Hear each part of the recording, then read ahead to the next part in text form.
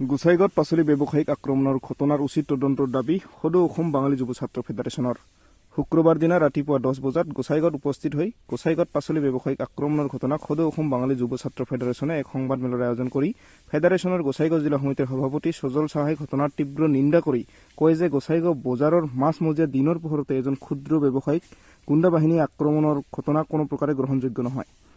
তেওঁ উক্ত ঘটনাৰ সৈতে জড়িত সকলো দোষীক কৰায়ত্ব কৰি কঠোৰ শাস্তিৰ দাবী কৰে আৰু এই ঘটনাৰ উচিত তদন্তৰ দাবী জনায়। আমি চৰকাৰৰ ওচৰত প্ৰাৰ্থনা আবেদন কৰোঁ, এইটো উচিত তদন্তটো হ'ব লাগে আৰু সিহঁতক যদি এনেকা কৰিছে যিটো কাৰাপশ্যন উচিত তদন্ত কৰি সিহঁতক শাস্তিটো প্ৰদান কৰিব লাগে। চৰকাৰৰ ওচৰত এইটো আমাৰ অনুৰোধ। আৰু বৰ্তমানৰ যিটো বোৰ্ড আছে গোসাইগাঁও টাউন কমিটি, এই বোৰ্ডটো টোটেলি চেঞ্জ হ'ব লাগে আৰু নতুনকৈ বোৰ্ড কমিটি গঠন হ'ব লাগে।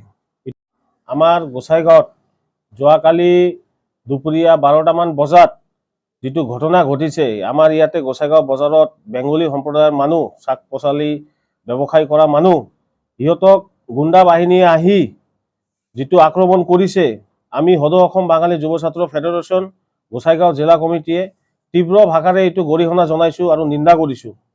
আজি যিটো ঘটনা ঘটিছে গোসাইগাঁও বজাৰত, ইটোৰ পিছফালে আমাৰ ইয়াতে অভিযোগ আহিছে যে গোসাইগাঁৱৰ পৌৰপতি ইয়াতে ইয়াৰ নেতৃত্বত এইটো ঘটনা ঘটিছে।